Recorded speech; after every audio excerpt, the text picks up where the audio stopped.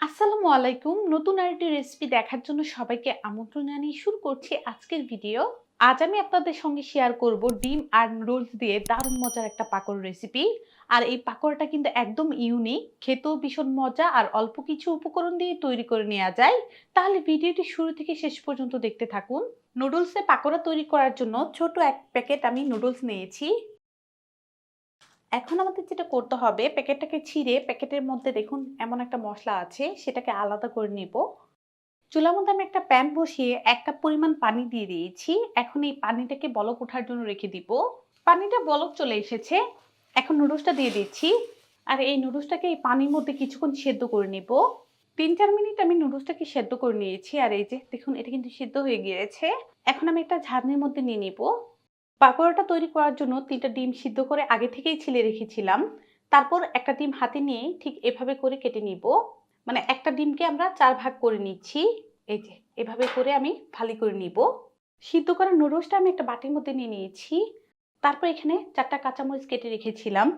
সেই কাঁচামরিচ কুচিগুলো দিয়ে দিচ্ছি। তারপর দিয়ে দিব 1/4 চা চামচ পরিমাণ হলুদের গুঁড়া। দিয়ে দিচ্ছি 1/4 চা চামচ পরিমাণ ভাজা জিরার গুঁড়া। 1/4 চা চামচ পরিমাণ দিয়ে দিচ্ছি গরম মসলার গুঁড়া। হাফ চা চামচ পরিমাণ দিয়ে দিচ্ছি চিলি ফ্লেক্স। ঝালটা কিন্তু আপনাদের পছন্দ অনুযায়ী বাড়ি কমিয়ে নিতে পারবেন। সাথে দিয়ে দেব কিছু ধনিয়া পাতা কুচি, ১ চা চামচ পরিমাণ লবণ, হাফ চা চামচ পরিমাণ পেঁয়াজ বাটা, হাফ চা চামচ পরিমাণ রসুন বাটা আর হাফ চা চামচ পরিমাণ আদা বাটা। দিয়ে দিচ্ছি হাফ কাপ পরিমাণ পেঁয়াজ কুচি। আর পেঁয়াজটাকে ঠিক হাত দিয়ে এভাবে কষলিয়ে পেঁয়াজের যে পাটগুলো আছে সেগুলো ছাড়িয়ে দিব।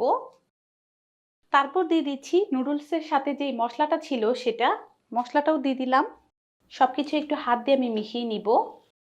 এখানে আমি হাফ কাপ পরিমাণ আটা নিয়েছি। এই আটাটা অল্প অল্প করে দিব আর মিশিয়ে নিব। যে হাফ কাপ আটা নিয়েছিলাম, আটাটা দিয়ে কিন্তু ভালোভাবে আমি মিশিয়ে নিয়েছি। কেউ কিন্তু হাতের জোরে এটাকে ভর্তা করে ফেলবেন না। দেখুন যে নুডলসটাকে সেদ্ধ করে দিয়েছিলাম সেগুলো কিন্তু এখনো আছে, একদম কিন্তু ভর্তা হয়ে যায় নাই। তা এখন আমি হাতটা ওয়াশ করে তারপর পাকোড়া শেপ দিয়ে দিচ্ছি। হাতের মধ্যে অল্প করে নুডলসের পুর নিয়ে নিচ্ছি। তারপর এটাকে এভাবে চ্যাপ্টা করে দিচ্ছি। এই যে চ্যাপ্টা করে দিলাম।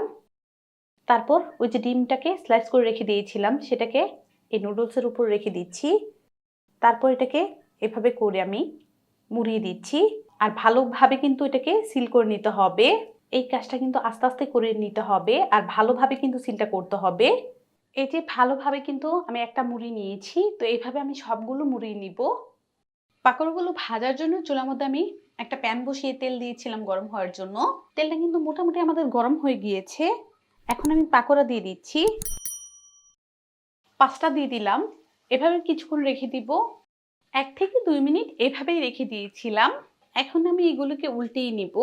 আর চুলা আঁচটা কিন্তু মিডিয়াম আর লোর মাঝামাঝি আছে। মিডিয়াম আর লোর মাঝামাঝি রেখে কিন্তু এগুলো ভেজে নিতে হবে। এই যে উল্টিয়ে দিলাম। আরো কিছুক্ষণ এভাবেই রেখে দিব।